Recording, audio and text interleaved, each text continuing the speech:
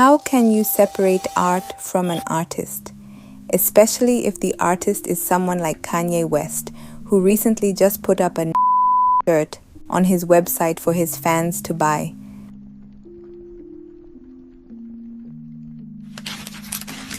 On February 11th this year, just after his controversial Grammy strip show, Kanye West, also known as Ye, aired a Super Bowl commercial directing viewers to his Yeezy brand website. Upon visiting the website, users discovered that the only item available for purchase was a white t-shirt emblazoned with a priced at $20. The shirt was labeled HH-01, which upon research is a designation that the Anti-Defamation League noted, which could be interpreted as code for higher. I spent like all the money for the commercial on these new teeth.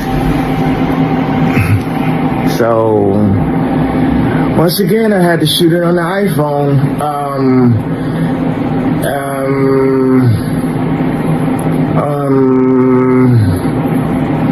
Go to Yeezy.com.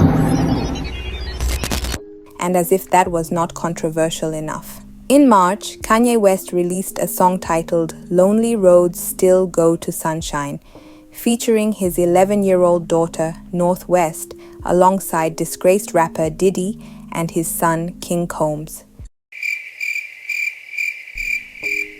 Yeah, he did that. A few years ago, Kanye was seen as a legend, if not one of the best rappers in his generation, alongside Jay-Z in the field of hip-hop. He was also praised for his music because he both revolutionized hip-hop and consistently pushed creative boundaries. I believe he popularized being emotional and talk about his feelings in rap or something like that. So I would ask again, an artist like Kanye West, who is nowadays known more for his controversies rather than music, how can you separate his artistry from him?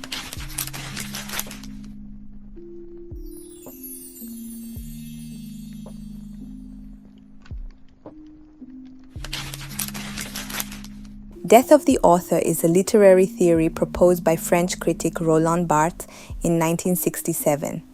It argues that an artist's personal life, intentions, and identity should not influence how we interpret their work. Instead, the meaning of art is shaped by the audience independent of the creator. Art often takes on a life of its own, outlasting its creator's intentions, reputation, or personal flaws. Once a work is released into the world, it becomes subject to public interpretation, evolving meaning, and cultural influence beyond what the artist originally envisioned. And he states that a creator's controversies should not dictate the value of their work. However, nowadays people tend to form more of a parasocial relationship with creators and artists they like, thus making it hard to separate the identity of the artist from their art. Like, think of Taylor Swift. Most people feel like they know her personally through her music, like all her relationships, what she felt and what she went through.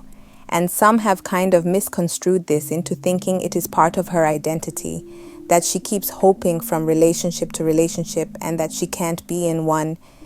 You get what I am trying to say. They think she is what she sings, and maybe it is true. If you are new to this term, a parasocial relationship is basically one-sided connections where individuals develop a sense of intimacy or familiarity with media figures like celebrities, influencers, or fictional characters without any real-world interaction or awareness from the other party. Fans often idolize their favorite artists, making it difficult to separate their personal actions from their art. Constant updates through social media, interviews, and live streams create the illusion of intimacy between artists and fans. Fans internalize the artist's persona, so when they do something controversial, it feels like a personal betrayal. Like, take Doja Cat, for example.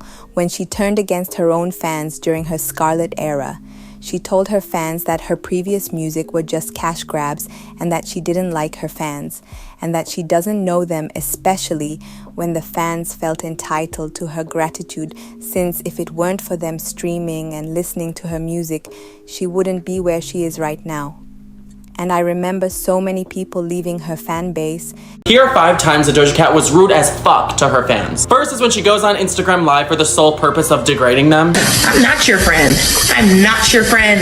It's f you. Y'all suck. I'm not your friend. Second, she apparently hates that her Doja Cat fandom have given themselves a name to rally around her and support her, the kitten. She said, my fans don't call themselves shit. If you call yourself a kitten or fucking kittens, that means you need to get off your phone and get a job and help your parents with the house. Doja, you're the one always on your phone. You are known for spending hours and hours in internet chat rooms with incel white supremacists. Third is when she called her 2 most beloved albums that got her millions and millions of fans who love her cash grabs. And if you stream those albums, you fell for it. And now thanks to your stupidity, she can go disappear and touch grass with her real loved ones. Fourth is just blatantly calling her fans dumb when someone said, everyone is mad because you're calling your fans dumb. And she said, are they not? Lastly was when she was gonna headline a very popular festival in Paraguay that got canceled because of a storm. And she didn't even show her face to her fans that were waiting for hours and hours and hours. She just went home immediately and said, I don't really owe you guys anything.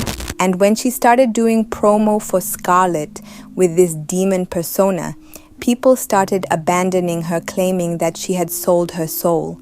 This is because most of her fans came from the era where Doja Cat was this sex and colorful pop artist, and then she did a full 180. I remember when the song Agora Hills came out, and it was such a good song that people just bopped to it, and the comments were like, even though they hated Doja, they still loved her music and felt guilty streaming it. So despite her putting off her fan base with a lot of the unruly things she was doing, she still had some good artistry that made people want to separate art from the artist. And unlike Kanye, whose downfall stemmed from political and social controversies, Doja's issue was more personal. So can art exist alone? Death of the author, which is a literary theory by Roland Barthes, argues that once a work is created, it no longer belongs to the artist, it belongs to the audience. This means that fans can listen to Kanye's music or wear Yeezys without endorsing his personal views. Like, take this for example. Even though people at that time were unfollowing Doja in drones, her song Paint the Town Red made it to #1. It was still a hit, even if people disliked her attitude. The big question is, however, can you separate art from the artist? Take R. Kelly, for example. He is a criminal and his music was celebrated, but streaming his music puts coins in his wallet. Or can you really stream anything Diddy is featured in? A popular artist whose fans seem to have followed the death of the author theory is Vybz Kartel. This man unalived someone, and even though he was behind bars for like 11 years, he was still putting out music and his fans were blowing them up. Someone outside his fan base couldn't tell that this man was in jail. So, there is this thing called the Mona Lisa test. I am going to ask you a question. If we discovered that Leonardo da Vinci was a murderer tomorrow, would the Mona Lisa lose its smile? Probably not, mainly because its power lives in the viewer, not the creator. I would love to know your thoughts about this topic. Otherwise, thank you for being here.